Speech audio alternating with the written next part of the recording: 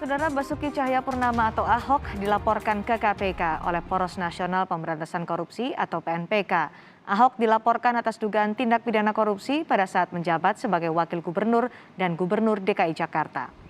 Dengan membawa sejumlah bukti, sekelompok orang yang bergabung dalam Poros Nasional Pemberantasan Korupsi melaporkan Basuki Cahayapurnama ke Komisi Pemberantasan Korupsi. Beberapa dokumen hasil penelitian terkait korupsi yang diklaim melibatkan Ahok pada saat menjabat sebagai Wakil Gubernur dan Gubernur DKI Jakarta diserahkan ke KPK.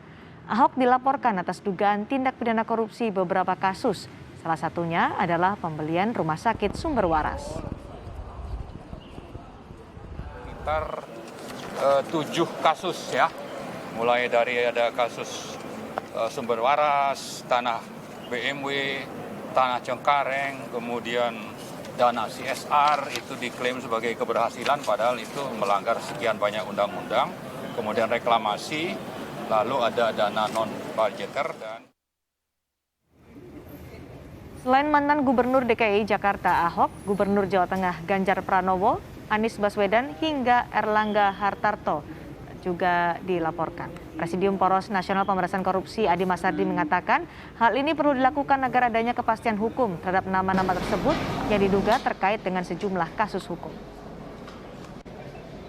Dari kasus-kasus ini sehingga ada sejumlah nama di dalam yang kami laporkan itu. Contoh misalnya kandidat-kandidat yang ramai sekarang ini di Pilpres. Pertama soal Ganjar Pranowo, apakah betul dia terlibat EKTP atau tidak? Kan ini harus dibahas juga. Kemudian ada Erick Thohir itu terlibat PCR apa tidak? Ada Luhut Panjaitan terlibat PCR apa tidak? Kemudian ada Erlangga Hartarto terlibat soal kartu prakerja apa tidak? Kemudian ada Anies Baswedan, ada persoalan di Formula E atau tidak?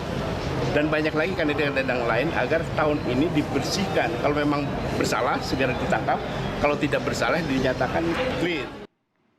Kami akan kembali bergabung dengan jurnalis Kompas TV, Dian Silitonga di Gedung KPK Jakarta. Dian, hari ini ada mantan Gubernur DKI Jakarta Basuki Cahayapurnama dan Gubernur Jawa Tengah Ganjar Pranowo yang dilaporkan ke KPK. Kasus apa saja sebenarnya yang dilaporkan untuk Ahok dan Ganjar ini?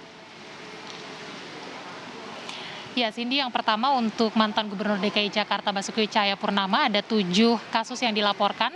Yang pertama adalah terkait dengan kasus Rumah Sakit Sumber Waras, di mana memang diklaim ada potensi kerugian negara dari proyek ini dalam pembelian lahan rumah sakit. Kemudian yang kedua ini ada kasus lahan Taman BMW, di mana juga diklaim ini diduga ada kerugian negara puluhan miliar dari proyek ini, puluhan miliar rupiah. Kemudian juga yang ketiga ada kasus lahan Cengkareng Barat yang juga diduga ini ada penyalahgunaan dana APBD di sana. Kemudian ada kasus dana CSR, juga kemudian ada kasus reklamasi Teluk Jakarta begitu yang diklaim ada unsur KKN di sana. Kemudian juga ada kasus dana non budgeter yang dilakukan oleh Ahok di berbagai proyek begitu. Kemudian juga ada kasus penggusuran yang dilakukan Ahok selama menjabat sebagai Gubernur DKI Jakarta yang kemudian diklaim ini hanya kepentingan bisnis para pengembang saja. Ahok atau Basuki Cahayapurnama melakukan penggusuran.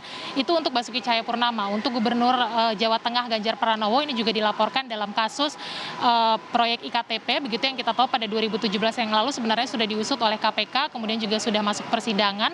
Dan kalau kita ingat pada waktu itu memang Ganjar Pranowo menjabat sebagai Komisi 2 DPR yang juga terlibat dalam pembuatan anggaran begitu. Nah, pelaporan yang dilakukan oleh Poros Nasional Pemberantasan Korupsi ini memang disampaikan untuk kepentingan pemilu 2024, Cindy. Maksudnya adalah PNPK ini berharap nantinya pemilu 2024 tokoh-tokoh yang nantinya akan maju ini bersih dari tindak pidana korupsi begitu. Karena diklaim memang tokoh-tokoh yang dilaporkan ini berpotensi akan maju dalam pemilu 2024, Cindy. Dian, lalu apa tanggapan KPK atas respon atau laporan ini? Ya, KPK memang sudah menerima laporan ini, tepatnya diterima oleh bagian persuratan KPK. Kemudian Ketua KPK Firly Bahuri juga menyampaikan tentu KPK akan memverifikasi laporan ini, akan menelah atau mempelajari apakah memang betul dalam laporan ini ada unsur-unsur tindak pidana korupsi yang menjadi wewenang KPK untuk nantinya bisa ditindaklanjuti. Tetapi sebelum dilakukan penindakan, tentunya KPK harus lebih dulu Cindy memperoleh 2 alat bukti yang cukup begitu untuk bisa melakukan penindakan sesuai dengan hukum yang berlaku. Jadi kita tunggu nanti bagaimana prosesnya, Cindy. Baik, terima kasih Dian Silitonga melaporkan langsung dari KPK.